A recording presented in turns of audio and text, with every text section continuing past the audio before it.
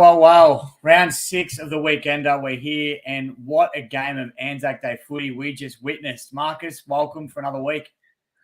Thank you, mate. Yeah, what a day that was. It's always an amazing day on the AFL calendar, and the game absolutely delivered. And similar storyline to what we've seen with one particular club over the last 12 months. And there was an unbelievable ending.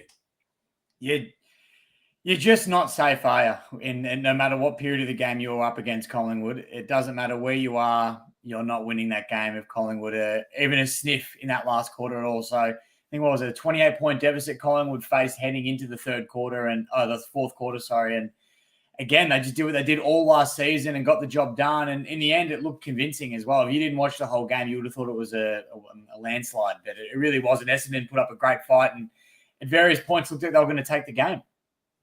Essendon looked really good, and that was probably the best I've seen Essendon play for a very long time. They were well set up. Their structure around the ball was spot on, really, and Brad Scott's really brought that defensive style to their game, similar to what Ross Lyon's done at the Saints. So they looked super organised and had a game plan to stop Collingwood, but you just never count out Collingwood in that last quarter, can you? When they're down at three-quarter time, it's almost you almost don't want to be in front of Collingwood heading into the last quarter. No, because you're giving them something to strive for almost, aren't you? I heard the commentators say it as well. Collingwood almost prefer to be behind in that period of the game because they just know that once they get a roll on, the crowd gets behind them, especially at the G. They're every chance to claw back and get a massive win. And we've spoken about him so much. His name is all around the media, and there's no secret as to why. But Nick Dacos, geez, it's for those that thought maybe he just gets cheap touches and this and that. He really is a damaging player, and he's an absolute star. And if he's not your favourite for the Brownlow, then I don't know who is. Yeah, it's ridiculous. I said this earlier. I think the way he's going at the moment, he could be the greatest player we've ever seen by the end of his career, or even earlier than that. What he's doing at the moment is just out of this world, and no one's going to him either. We probably thought sometime last year that a tagger was going to go to him, or in the earlier rounds this year, but geez, I think after today you'd be absolutely silly not to send someone to him. He's just an absolute machine. He's not human the way he plays. It's ridiculous. I mean, you could understand last season to an extent, I guess, where teams would have the excuse of going, he's a first-year player, he's going to have a few good games here and there, but we're not going to waste a player tagging him. But after seeing a full 12 months or full 6 months last year and a full season, and then again leading into this year, he's doing the same thing again and again. To not put a tag on him it's honestly, one, disrespectful to him, but also disrespectful to your supporters and your team, because he's going to damage you every week, and he continues to do so. Yeah, absolutely. And you'd think he's a shoo-in for the Brownlow this year in his second year. He's going to be an All-Australian, potentially an MVP. He's going to clean up the awards this season if he keeps doing what he's doing. So yeah, he's a freakish talent, and yeah, Collingwood are very, very, very lucky to have him and his brother as well, who was also sensational today. So yeah, they've done very well there, the Pies. Yeah, Josh Dacos is probably unlucky, to be honest. He doesn't get as much praise as he probably deserves because of how well Nick's doing. So I'll tell you what I did love, though, and I want to ask you about this because it's an example that you can sort of relate to in a way. You see the scenes the cameras show, Peter Dacos, and we forgot Peter Dacos' name. That's how good his sons are going at the moment. But they showed Pete Dacos in the box when Nick kicks that goal in the last quarter, and he's going absolutely bananas when he wins the award.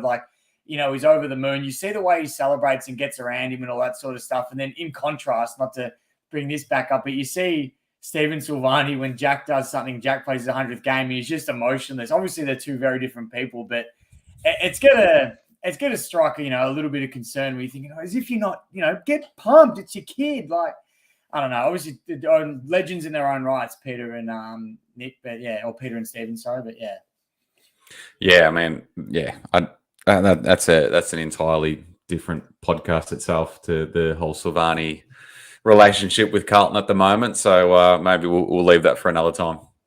Yeah, we'll steer clear of that. We'll let you do that on our Old Dark Blue. So if you want to watch that, head over to Marcus's channel for sure. But the round started what feels like nearly 2 weeks ago now. Friday on the 21st, we had Fremantle versus the Western Bulldogs. And it feels weird doing this on a Tuesday, and footy's only just finished like a couple of hours ago. So it's interesting, but it's the beauty of Anzac, the Anzac round and what it means. So we'll go back to Friday night, Freo versus the Doggies. And the Dogs are a very convincing 49-point win.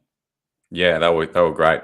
And I think they've got the hallmarks of really challenging this year. I know a lot of people picked that in the preseason, and they had a bad first couple of rounds, but yeah, they've really picked it up recently, and that was a statement win against Freo in Perth. Even though Freo look pretty average, and they're going to be one of the biggest sliders this year, you'd think. And the Doggies, yeah, win by 50 points over there is never easy. And yeah, it was a real statement game from them, especially from the Bont as well. He's having an unbelievable season.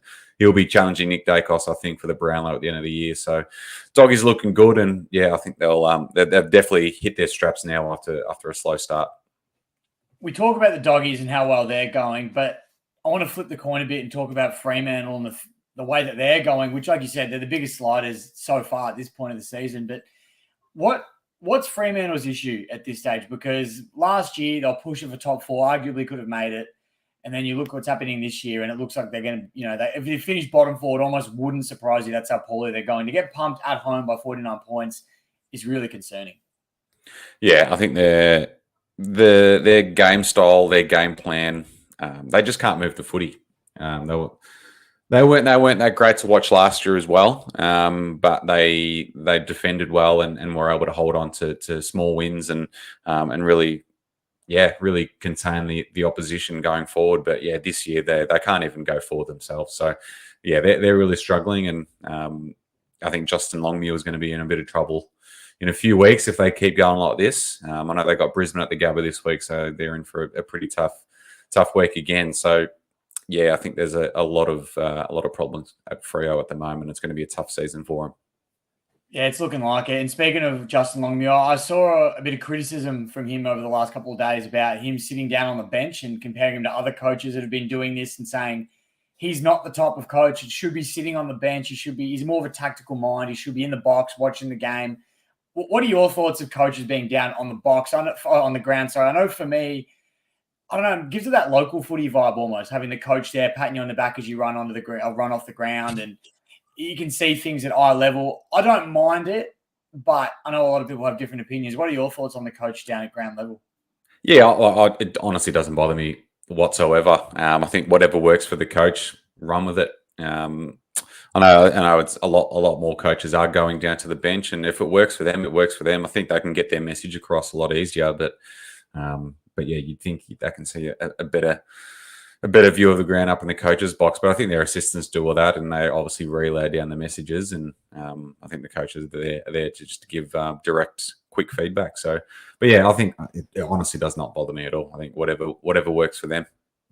Yeah, absolutely. Well, moving on to the other WA team, West Coast played Port Adelaide over in Adelaide, and to a similar margin got pumped by about 40 points. So Port Adelaide, again, putting on a bit of a statement game. Yes, it was against the Eagles, who aren't much to, brag about. But in saying that, you can only beat who's in front of you, and have done a good job here.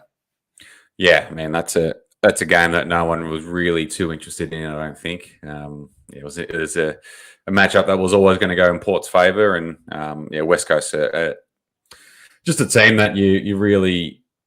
Yeah, it's almost a fill your boots kind of game, isn't it, when you play West Coast? So in saying that, Carlton playing this week, so watch us lose. But yeah, it is one of those games, isn't it?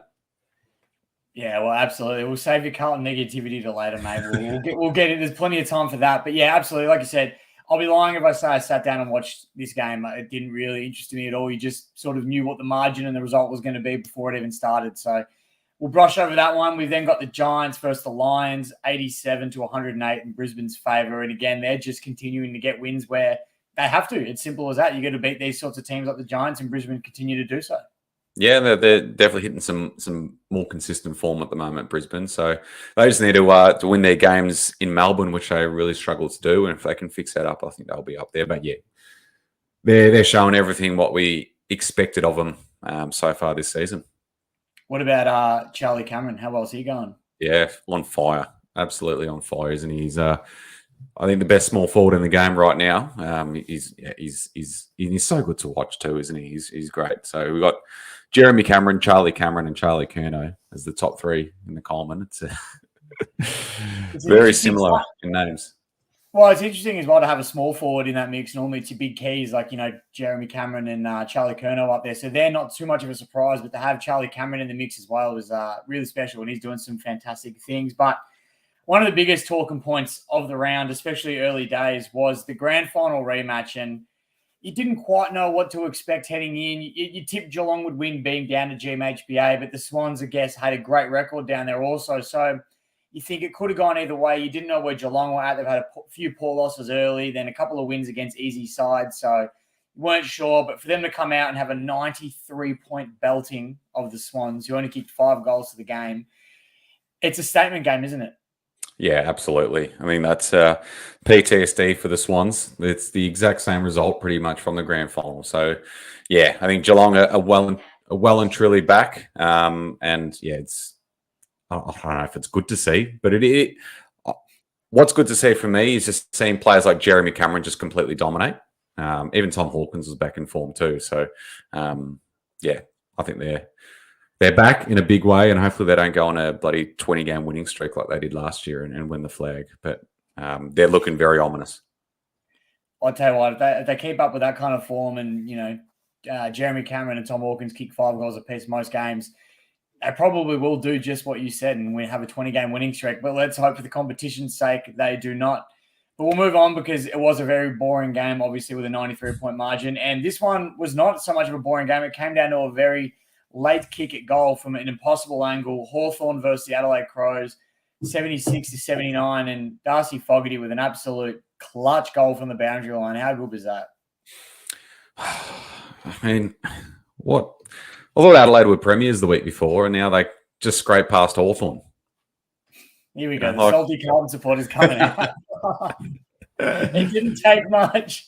Well, I don't know. What do you read? I'll ask you. What do you read into that? Were Adelaide down, or were Hawthorn a lot better than we think? Or are Hawthorn a lot better than some are saying? I think Hawthorn are a little bit better than we're probably giving them credit for. In saying that, I didn't watch a whole lot of the game. I was actually at the Carlton St Kilda game, so I only caught the last little bit of that one on TV in the box I was sitting in. So I caught the last little bit of that. So I didn't get to watch too much of it. But in terms of the whole season, I do think Hawthorn are a little bit better than we're giving them credit for. And then Adelaide again, I still think they're a pretty good side. I mean, I've watched a lot of their games this year. They've played some seriously good football. When they played Richmond, for example, they came back from a 45-point deficit. And I tell you what, if they didn't play 5 or 6 days earlier in a 32-degree game when they're all cramping it, they would have ran over the top of us as well. So I think Adelaide are a quite good side, but I can't comment too much on this game in particular because I missed a fair chunk of it. But either way, exciting finish, and they're the type of finishes you want to see as a neutral fan. Yeah, for sure. And I think it's good to see Hawthorn be competitive because I think at one stage this season we thought they were going to be the most uncompetitive team we'll ever see. So to see them, getting in winning positions and getting close to teams like Adelaide is it's great for the competition.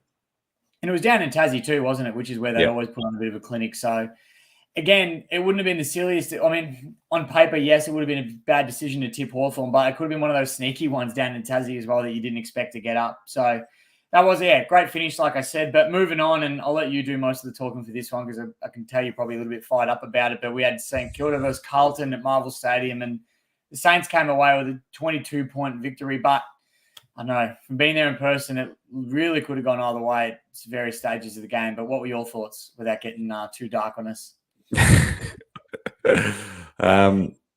Well, if you head to the Old Dark Blues YouTube channel, you'll see a pretty fired up review.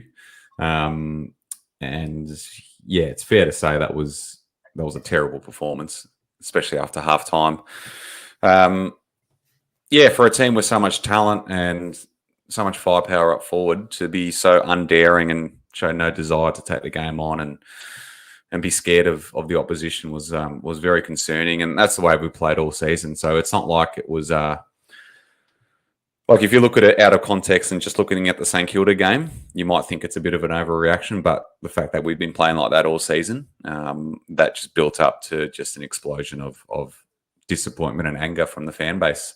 And it's fair enough. Like what we're dishing up at the moment is probably bottom 4 standard, and it's not great for a team that should be challenging this year. And the players we've got out there, it's incredibly disappointing to pretty much not fire a shot in the second half. And for a St Kilda team that's depleted as well with injuries, and credit to them, they have an unbelievable setup defensively. Ross Lyons really got them ticking over well.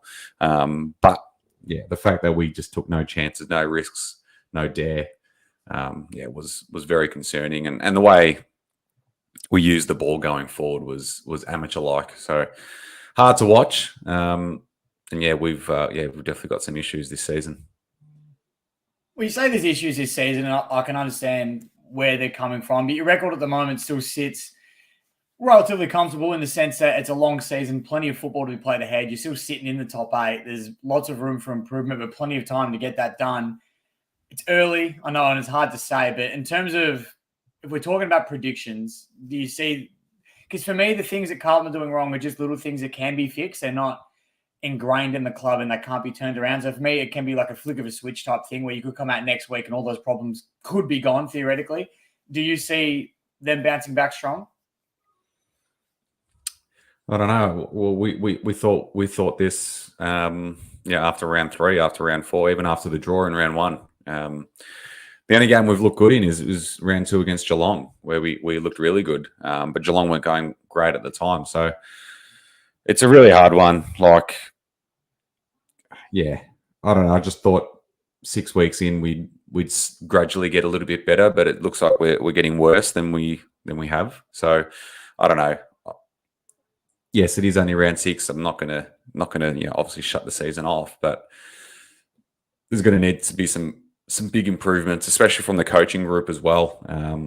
The way the system is set up at the moment is very one trick pony like. If we get beaten at our strengths, and we're stuffed. We had 5 or 6 players with over 30 touches on the weekend and still lost the game. And it means nothing. If you get 38, 37, 36 touches between a lot of your midfield, if you're not using it well, it honestly means nothing. But if you didn't watch the game and you looked at the stat sheet, you'd think all those players completely had a field day. So I don't know. A lot needs to change, definitely. I think a lot of system, coaching, and yeah, I think they're the big thing. And obviously cleaning up their disposal. Their ball use was, horrific at times. You say coaching, we sacking Voss yet? That has been floated around a lot. Oh, you're kidding me. That's not by me, but a lot of people are saying that. I definitely am not in that camp just yet. I definitely see a lot of flaws in Voss's coaching system and group at the moment. But there's no way that you can jump to that conclusion just yet. Oh, surely Carlton supporters have learned as well from past experiences that changing the coach isn't necessarily always the fix. But anyway, we'll talk about the Saints as well, because they were quite good, and credit to them. They're sitting top of the ladder at the moment. They've played some great football this season, and like you said, I think they're getting Ross the boss is getting the best out of a lot of their players, and they're not relying on the Max Kings and the and then all those likes to kick all their goals. They're finding other avenues to go, which I think is really helping them at the moment. And you saw that again on the weekend, and they were just able to come out and play a really good brand of football. And like you said, Carlton had a lot of the possession, but they still managed to sort of hold off and play a good game of football in the end. So obviously it's tough from your perspective, but you were there. What were some of the positives you saw from St Kilda? Yeah, no, they were fantastic. No, definitely not taking any credit away from them. They were brilliant. Just the way they were set up. They've got such a good balance between defending and attacking, and they defend the middle of the ground so well, and then they've got that really good balance of going forward at a fast pace when they need to. So, and they've got the right players for it. I don't know if you saw what Mason Wood said on radio, where he was like, it's so system based that like Ross has players in mind for certain positions, and if you're not the guy for him, he'll replace you with someone else.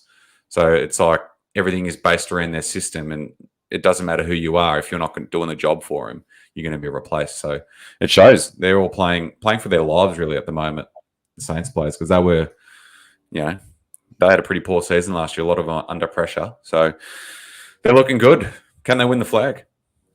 Well, that's the question, isn't it? It's real early days. I mean, we've seen this the last few seasons with St Kilda where they've come out really strong and playing some exciting football and then have lost that form around round 9, 10, 11 and gone the complete other way. So I won't make any comments on that until we see them playing good football past the bye, which I think they can. Look, by all signs and everything you're seeing, it looks like they should be able to do that. But again, until I see it, I don't necessarily know if I'll believe it. So it's going to be a good watch anyway with St Kilda. But yeah, it's an interesting one. So just before we finish off from that game, with back to the Blues, as a neutral observer and someone that was there, do you think the reaction from Carlton fans in particular is over the top at the moment? Like, what do you see as a neutral about the Blues at the moment? I think the overreaction is coming from a place of impatience where I think for so long now you've had the cavalry on the park. Like you've got all the key players in right positions. Like you've got Brownlow medalists, Coleman medalists, like everything's there and it just hasn't quite clicked yet. And it looked like it was going to last year. Didn't quite, as we know. Then you think, all right, surely this year it starts to click. And then to see performances like this, I can understand the reaction and why it would be disheartening. Personally, I don't think that this is a reflection of the true Carlton, but that's just me, obviously, as an outsider. So I still think that Carlton have plenty of time to turn it around. I just think there's little things that they're not doing quite right. And once they fix those, then watch out because they'll come out firing. So I can see that I can understand their overreactions as well. But at the same time, I think it will click eventually. It's just hopefully sooner rather than later for Carlton fans. Yeah, fingers crossed. Fingers crossed. I just feel like we've lost our identity at the moment. I don't really know what we're about. So it's going to be an interesting few weeks.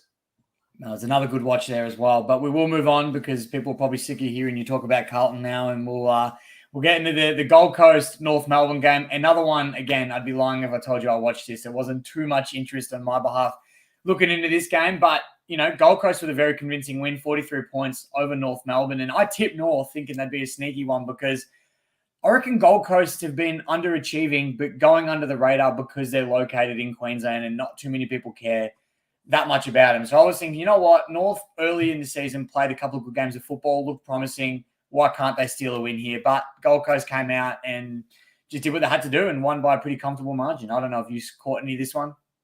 Well, I don't know if people would rather us still talk about Carlton than this game. I think they'd happily still want me to talk about Carlton. The game happened. It has to be mentioned. Not a game to write home about, but I think, Gold Coast did what they had to do, really. They've got to win all their games at home and to win comfortably like that against a North team that's absolutely back down to earth after a big first couple of weeks. I think they just did what they had to do.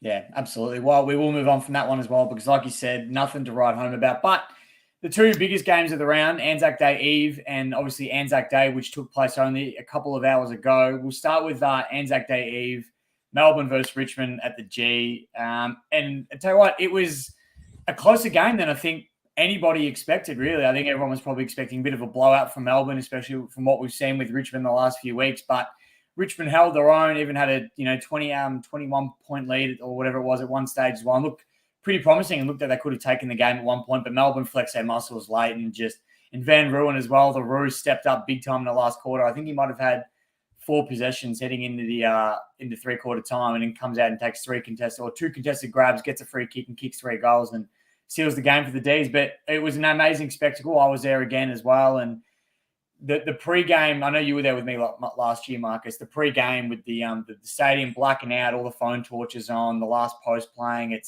really gets in your feels. It makes you as a spectator want to run out on the ground and play that game as well. It's how pumped up you get. So I can only imagine what it does to the players. But the game as a whole, I think, lived up to expectations as well. Yeah, it was a great game to watch. Absolutely. It was I remember there was a patch in the third quarter where it was hot footy. So good to watch as a neutral. Yeah, I loved it. It was great. I honestly thought it was pretty similar to today's game, actually, where I generally thought the Tigers was going to win there. You were really on top for most parts of it. Melbourne couldn't finish off their chances, and I thought you guys were going to win and have a famous win. But yeah, I think the D's class in the end probably got them over the line, and the new young prodigy in Van Ruin stood up when it mattered. So and you look at the final score, it was probably what we expected going into the game. So, but no, great game of footy. Yeah, as a neutral, it was great to watch. Yeah, absolutely. Well, like I said, it was an 18-point margin in the end, so comfortable 3 goals from the D's. But I tell you what, again, and Damien Hardwick keeps saying this, and if you listen to my videos on Tiger Den, I've been saying this as well. Richmond, I think, continue to beat Richmond in a weird way, like not taking anything away from Melbourne. Obviously, fantastic side, play great football. But you look early in the beginning of the fourth quarter, we have a couple of really easy set shots on goal. We don't take the chances that are there. Melbourne got the other end, and they capitalize because of their class and experience and how good they are. They get that done. I think if Richmond had to kick those first couple of goals early in the fourth, extend that margin even more, it makes it that little bit harder to come back. And we've been doing this all year. You look at the games that we've had. Sydney obviously blew us out last week and we ended up winning by about 40-odd. But that's the biggest loss we've had in over a year, and every other loss before that was no bigger than 14 points. So I think there's a real issue for Richmond. I know there's a lot of injuries, and we're playing with a lot of young guys out there. But we're in just about every game we play. Like even we played against the Pies, we're right there. The Bulldogs, we should have won that one as well. Like Swans up until 3/4 time, and then Melbourne again. It's a real problem that we're getting this close and just can't seem to ever find a win anywhere. And now we're looking at the season.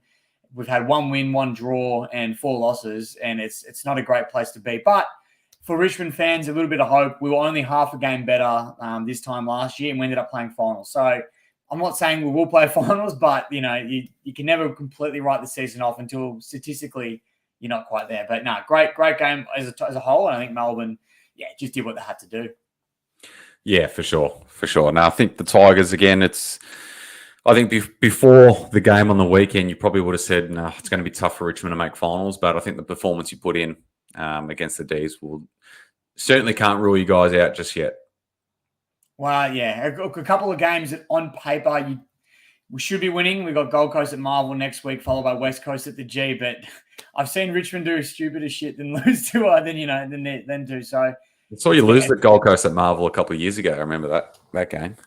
Thank you. I think it was a Friday night or something. We also lost to North last year at Marvel, so it's we don't have a great record at Marvel Stadium. So I'm not loving the fact that we're going there next weekend. But we can only you got to play these games, and if these guys are opportunities to find wins, and you've got to do so. I'm hoping we do a bit of a Geelong and beat up a couple of lesser teams and then fire back against some of the better ones. But I don't quite think that'll happen that way. But anyway, that's enough of that game, and we've probably touched enough on the Collingwood Essendon game as well, coming fresh off it. So it's been a big week of football. It really has. It's like I said, started back on Friday. There's a lot of talk in the media about not having a Thursday night game of football. What are your thoughts? I know obviously this week, dragging into the Monday and Tuesday, it probably made sense to not have that Thursday night game because of how stretched out the week was already going to be. But as a whole, do you want to see Thursday night football every week? Yeah, I think so. I think from a fan's point of view, it's great. I can understand why certain clubs and players don't want it, just due to the slow turnarounds or the short turnaround. Sorry. So I don't know. I like it from a fan point of view. I don't love going on a Thursday night just purely because it's a work night and you can't properly let your hair down at the footy. But yeah, it's great to watch, especially on TV after a big week. It's always good. So I'm a big fan of it. I think in the new TV rights deal that it's going to be Thursday night every week, apparently. So you can lock that in a couple of years' time. Yeah, well, I really hope that's the case. I mean, personally, I love the Thursday night fixture as well. I honestly reckon you could probably get rid of the dual Saturday night games. You only need one on a Saturday night. I don't think you need two that kind of clash with each other, and put that one on a Thursday. And that way it's prime time, it's blockbuster, everybody's watching. And like you said, I do agree. It is a struggle getting to those Thursday night games if you're going in person. But in saying that, suckers like you and me are still going to go regardless. We're still going to pack out stadiums and go watch these games, whether or not it's going to be hard. And I mean, obviously it's different for everybody. For me personally, I work a lot of Saturdays. So for me, a Friday or Thursday night game makes no difference. I'm following up the next day at work. So I'll gladly go to a Thursday night game of football. But I think having it on TV as well is it makes the week feel shorter as well. It makes the work week feel shorter. When footy's on, it feels like the weekend and you're getting ready to let your hair down, as you said earlier. Yeah, absolutely. So, no, I like it, mate. It's been good, but yeah, I can understand why we don't have it. And luckily this week it's a short week, so we don't have to wait too long until Friday night. So, before we do wrap up, if you've got any early judgments about the season, so who you've seen 6 games now, best team in it, worst team in it, surprises. What worst team in it? It has to be West Coast, doesn't it? They look pretty. They look pretty shot, and their injuries. I mean, I know I've been, as a Richmond supporter, I've been complaining about the injuries we've got. Theirs is 25 times worse. It's shocking, and I honestly don't know how they field a side every week. It's I've forgotten his name now. Who was it? Came out of retirement to play in the Eagles. Yeah, Schofield. Yeah, that's it, Schofield. So he came back. Like when you're bringing ex-players out of retirement to fill in your VFL side, you've got issues. So I feel bad for West Coast, but yeah, they're definitely the worst team in it. And in terms of the best team, honestly, who knows? Like Collingwood are the obvious ones. St Kilda are sitting top of the table, I know, and it could honestly be anybody at this point in the season. It's too hard to pick. For me, though, after what we saw today and what we've seen in previous weeks, it's probably hard to look past the Pies at the moment. It is, yeah. I think Collingwood have that mantle for now. It could even be Geelong, the way they're playing. So, well, that's it. I think Geelong, we want to see them beat a few more notable teams. Obviously, the 93-point win against the Swans is massive. Like, you can't write that off. But yeah, but you don't know the mental barriers from the Sydney players to play Geelong after what happened in the grand final. So it's almost like did you get the real Sydney that night? So wow, that's exactly it. So I would be interested to see how they go against some like a team like Melbourne, for example. If they can come and beat a team like Melbourne and look good doing it, then I'll definitely be convinced that they're well and truly back. So, no, look, it's going to be a long season. It's we're only round 6. It feels like we're round 16, but we're round 6. Plenty of footy yet to come, and there's been plenty of joy, plenty of heartache, every emotion you could possibly feel. And I know we talk about it a lot, but for a lot of us out there, we let football run our day-to-day lives and somehow take a hold of us. And it's a beautiful thing, but it's also a horrible thing, and it's trying to find that balance in between it. So hopefully, you guys can find a way to battle through that if you experience that. Like I know you and I both do, Marcus. It's always a tough week after a loss, and then all the hope builds back up about the game following, and and when it gets crushed again, it's nuts. So it's we're only round 6, mate. We've got to round 24. There's a lot of football yet to come, and plenty more of these emotions swirling around. So I wish you the best of luck, and I wish all of you the best of luck also. Yeah, no, thank you, mate. I feel better after doing this, and we can finally move on from the weekend and look forward to round 7. So, again, thank you everyone for tuning in tonight as well. It's been good, especially on a Tuesday night as well. It's been a bit different, but we'll be back into the footy before we know it. Absolutely. But before we do go, just quickly, a couple of mentions. I want to thank our sponsor, Gavos Freight Solutions, for all your freight needs. Go and contact Peter and the team. The details are obviously below if you're watching the stream. And if not, there'll be links in the bio for that. So he's a massive help to us and helping us do what we do. So go check him out. And secondly, Pressure Point merch. The winter merch is out. We've got hoodies out now. They're doing quite well. They're selling. So if you want to get one, jump on board because it's the winter months. They're coming. We're only around the corner from it being officially winter. And you're going to get cold. So jump over, get a hoodie for those Tiger Den and Old Dark Blues fans as well. We've got Tiger Den and Old Dark Blues hoodies now up too. So plenty happening on the merch front. So if you haven't already, jump across, pick up some merch as well because it's going quick. And I know you would hate it, Marcus, and I would too. I hate to see everyone miss out. So jump across, pick some up before it's gone. But I think we can officially wrap up round 6 of the weekender.